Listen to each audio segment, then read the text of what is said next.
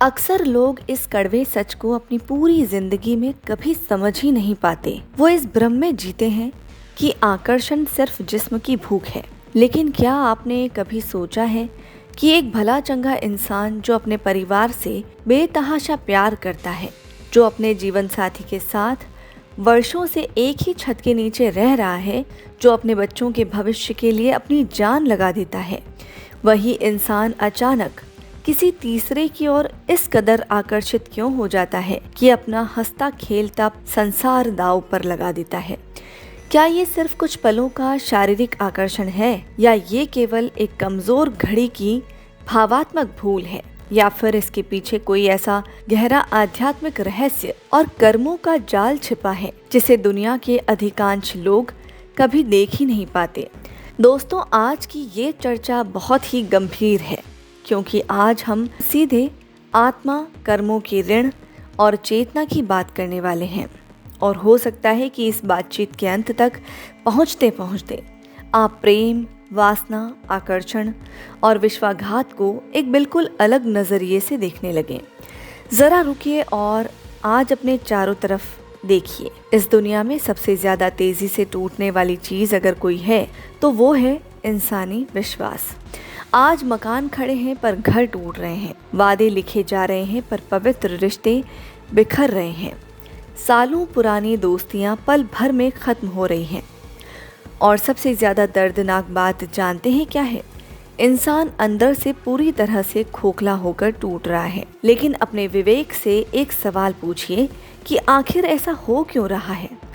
जब दो लोग शुरुआत में एक दूसरे के प्यार में डूबते हैं, साथ जीने और मरने की कस्में खाते हैं, अग्नि को साक्षी मानकर फेरे लेते हैं, तो फिर जिंदगी के बीच रास्ते में ऐसा क्या बदल जाता है कि एक झटके में सब पराया लगने लगता है?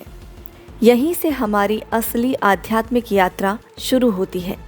महाभारत के युद्ध से पहले अर्जुन ने भी भगवान श्री कृष्ण से यही सबसे गहरा प्रश्न पूछा था, जो आज आपके और मेरे मन में है। अर्जुन ने कहा था कि हे प्रभु, ये मनुष्य बहुत अच्छे से जानता है कि उसके लिए क्या सही है और क्या गलत, फिर भी कोई अदृश्य ताकत उसे जबरदस्ती गलत रास्ते पर क्यों खींच ले जाती है? वह चाहकर भी खुद को रोक क्यों नहीं पाता? ये प्रश्न केवल अर्जुन का नहीं था, ये आज के इस कलयुग में हर उस इंसान का प्रश्न है जो अपनी ही इच्छाओं के आगे बेबस है। और उस समय पूर्ण पुरुषोत्तम भगवान श्री कृष्ण ने जो उत्तर दिया था, वह आज भी हमारी जिंदगी में उतना ही सटीक बैठता है। प्रभु ने कहा था कि मनुष्य का सबसे बड़ा और सबसे क्रूर शत्रु बाहर की दुनिया में कहीं नहीं बैठा है, वह तो उसके अपने भीतर ही छिपा है। वो शत्रु है इंसान की अनियंत्रित इच्छा, वो है वासना। ये है एक ऐसा अंधा आकर्षण जो शुरुआत में आपको कुछ समय के लिए सुख और आनंद का एक बहुत बड़ा भ्रम देता है, लेकिन अंत में आपके मन को एक ऐसी गहरी बेचैनी और नर्क की आग में झोंक देता है जहां से लौटना नामुमकिन हो जाता है। अब यहाँ एक बहुत ही महत्वपूर्ण और बारीक अंतर समझिए, जिसे आज के लोग भूल चुके हैं। प्रेम और आसक्ति कभी भी एक चीज नहीं होते, दोनों में जमीन आसमान का फर्क है। सच्चा प्रेम क्या है? सच्चा प्रेम एक परम त्याग है, सामने वाले के प्रति अगाध सम्मान है, एक अटूट विश्वास है, उसकी सुरक्षा की जिम्मेदारी है, और एक दूसरे की आत्मा को आध्यात्मिक ऊंचाइयों पर ले जाने वाला पावन संकल्प है। लेकिन ये आसक्ति यानी कि अटैचमेंट है क्या चीज?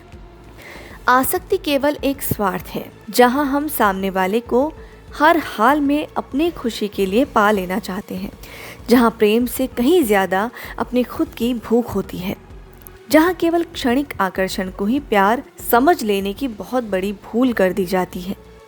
और यही वो मायावी भ्रम है जो आज लाखों लोगों को ऐसे गलत निर्णय लेने पर मजबूर कर देता है, जिसका भयानक परिणाम उन्हें और उनके परिवार को वर्षों तक आंसू बहाकर भुगतना पड़ता है। लेकिन अब उस रहस्यमयी और चौंकाने वाले प्रश्न पर आते हैं, जो आपके होश उड़ा देगा। क्या कुछ रिश्ते वास्तव में पिछले जन्मों के कर्मों से जुड़े हो सकते हैं? हमारे सनातन दर्शन में ऋणानुबंध और कर्म का एक बहुत बड़ा सिद्धांत बताया गया है। इसके अनुसार हम अपनी इस जिंदगी के सफ़र में जिन भी लोगों से मिलते हैं, जिनके भी प्रति हमें एक अजीब सा खिंचाव महसूस होता है, उनमें से कुछ के साथ हमारा पिछले कई जन्मों का कोई अधूरा कर्म संबंध होता है।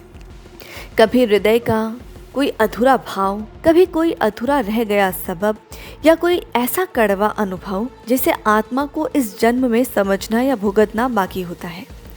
लेकिन यहाँ सबसे महत्वपूर्ण बात यह है कि ब्रह्मांड का कोई भी कर्म संबंध आपको कभी भी अधर्म या पाप का रास्ता चुनने के लिए मजबूर नहीं करता। कर्म का लेखा जोखा आपके सामने वैसी परिस्थितियां लाकर खड़ा कर सकता है, लेकिन उस परिस्थिति में सही और गलत का चुनाव करना पूरी तरह से निर्णय आपका अपना होता है। और मेरे दोस्तों, यही आपकी असली परीक्षा होती है। यही आपकी सोई हुई चेतना की सबसे बड़ी कसौटी होती है, क्योंकि इस दुनिया में दिखने वाला हर आकर्षण कभी प्रेम नहीं होता, और मन में उठने वाली हर एक लहर का पीछा करना बुद्धिमानी नहीं, साक्षात मूर्खता है। अब जरा शांत होकर सोचिए कि अगर किसी शादीशुदा व्यक्ति को अपनी जिंदगी के किसी मोड़ पर अचानक किसी तीसरे के प्रति एक तीव्र खिंचाव या आकर्षण महसूस होने लगे, तो क्या इसका मतलब ये है कि उसे अपने परिवार को छोड़कर उसी विनाशकारी रास्ते पर आगे बढ़ जाना चाहिए? बिल्कुल नहीं। यहीं पर इंसान के भीतर विवेक की, उसके होश की सबसे ज़्यादा आवश्यकता होती है। यहीं पर आत्मचिंतन की और धर्म के मार्ग की आवश्यकता होती है, क्योंकि कुछ आकर्षण ईश्वर की तरफ से ली जाने वाली सिर्फ एक परीक्षा होती है। वो आपकी मंजिल या गंतव्य नहीं होते। और जो जागृत व्यक्ति समय रहते इस महीन अंतर को समझ लेता है, वो अपने हंसते खेलते परिवार को और अपनी आत्मा को टूटने से बचा लेता है। लेकिन जो इंसान इस वासना के भ्रम में फिसल जाता है, उसे धीरे धीरे उसकी एक एक सांस से बड़ी कीमत चुकानी पड़ती है। सबसे पहले उसके जीवन से उसकी मानसिक शांति हमेशा के लिए विदा हो जाती है। फिर उसके भीतर एक ऐसा खौफनाक अपराध बोध जन्म लेता है जो उसे रात को सोने नहीं देता।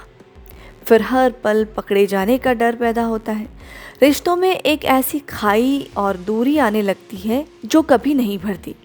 और अंत में जिस सुख और आनंद की तलाश में वो इंसान अपने घर की दहलीज लांघ कर निकला था, वही सुख उससे अरबों मील दूर चला जाता है।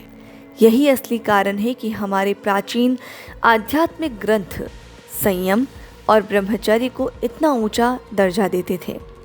संयम का मतलब अपने मन को जबरदस्ती दबाना या घुट-घुट कर जीना नहीं है। संयम का असली अर्थ है चंद मिनटों की क्षणिक भावनाओं पर अपने जीवन के स्थायी मूल्यों को चुनना। 2 पल के शारीरिक आकर्षण पर अपने जीवन भर के पवित्र विश्वास को चुनना। उस क्षणिक झूठे सुख पर अपनी आत्मिक शांति को चुनना। और यही एक परिपक्व और जागृत व्यक्ति की असली पहचान होती है।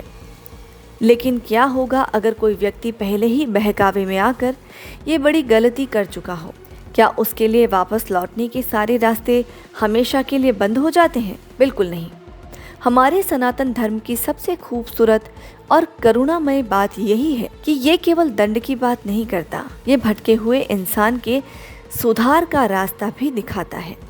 भगवान श्री कृष्ण ने गीता में कभी भी निराशा या हार मानना नहीं सिखाया। उन्होंने तो हर मोड़ पर केवल रूपांतरण और चेतना की जागृति सिखाई है। प्रभु कहते हैं कि जो इंसान पूरे होश में आकर अपनी गलती को पहचान लेता है, वो सुधार के आधे रास्ते को पहले ही तय कर चुका होता है। इसीलिए वापसी का पहला कदम है पूरी ईमानदारी से बिना किसी बहाने के खुद को आईने में देखना। दूसरा कदम है अपनी उस भूल को पूरी तरह स्वीकार करना। और तीसरा और सबसे मजबूत कदम है अपने जीवन के रथ को फिर से सत्य, संयम और धर्म के मार्ग पर मजबूती से स्थापित कर देना। हमेशा याद रखिए, रिश्ते केवल 2 शरीरों का मिलन नहीं होते, वे 2 पवित्र आत्माओं का एक अटूट विश्वास होते हैं। और ये विश्वास इस पूरी सृष्टि की सबसे ज़्यादा कीमती संपत्ति है। आपकी ज़िंदगी में पैसा खो जाए तो मेहनत से वापस आ सकता है, सफलता चली जाए तो प्रयास करने से फिर मिल सकती है, लेकिन अगर एक बार आपकी आंखों से, आपके चरित्र से वो विश्वास टूट जाए तो उसे दोबारा जोड़ने में पूरी जिंदगी के वर्ष भी कम पड़ सकते हैं। इसीलिए अपने जीवन में आने वाले किसी भी नए आकर्षण के पीछे भागने से पहले अपने दिल पर हाथ रखकर खुद से ये एक गंभीर प्रश्न अवश्य पूछना, क्या ये कदम मुझे अंदरूनी शांति देगा या केवल कुछ समय का मायावी भ्रम? क्योंकि जीवन के जो सबसे बड़े और निर्णायक फैसले होते हैं वो कभी भी भावनाओं के तूफान या वासना के नशे में नहीं लिए जाते, वो तो हमेशा चेतना की परम शांति में लिए जाते हैं। दुनिया आपको रोक सकती है लेकिन आपकी चेतना को नहीं। ये मतलबी दुनिया आपको अपनी चकाचौंध से हजार तरह के आकर्षण दिखा सकती है, लेकिन आपकी आत्मा का रक्षक हमेशा सत्य को जानना है। ये समाज आपको भ्रम दे सकता है, लेकिन आपके भीतर बैठा आपका विवेक आपको हमेशा सही रास्ते दिखा सकता है। और जो व्यक्ति इस भीड़ में अपने विवेक की उस शांत आवाज को सुनना सीख जाता है, वो जीवन की सबसे बड़ी और आत्मघाती गलतियों से हमेशा के लिए बच जाता है। अगर आज की ये गहरी चर्चा सीधे आपके हृदय को छू गई हो, आपके भीतर एक नया होश जागा हो, तो इस चिंगारी को यहीं खत्म मत होने देना। इस पावन अवेकनिंग मिशन का हिस्सा बनिए। अभी इसी वक्त नीचे कमेंट बॉक्स में पूरे गर्व और अटूट संकल्प के साथ लिखिए, मैं अपने जीवन में विश्वास और सत्य की रक्षा करूंगा। इस पवित्र संदेश को आज अपने उन दोस्तों या करीबियों तक शेयर करके ज़रूर पहुंचाना जो इस वक्त किसी भी तरह की भावात्मक उलझन या गलत रास्ते पर जाने की कश्मकश से गुजर रहे हैं, क्योंकि कौन जानता है कि आपका ये एक छोटा सा शेयर किसी एक इंसान को ऐसा आत्मघाती निर्णय लेने से बीच राह में रोक दे जिसका पछतावा उसे पूरी जिंदगी घुट घुट कर करना पड़ता।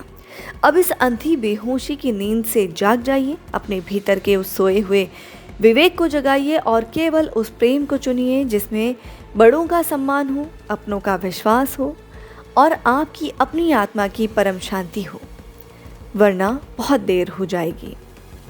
आशा करती हूँ ये वीडियो आपको पसंद आई होगी। वीडियो पसंद आई हो तो वीडियो को लाइक करें और कमेंट करना ना भूलें। अगर आप हमारे चैनल पर नए हैं तो हमारे चैनल को अभी सब्सक्राइब कर लीजिए, ताकि हम और आप मिलकर इस चेतना, सत्य और धर्म के मार्ग पर ऐसे ही मजबूती से लगातार आगे बढ़ते रहें। धन्यवाद।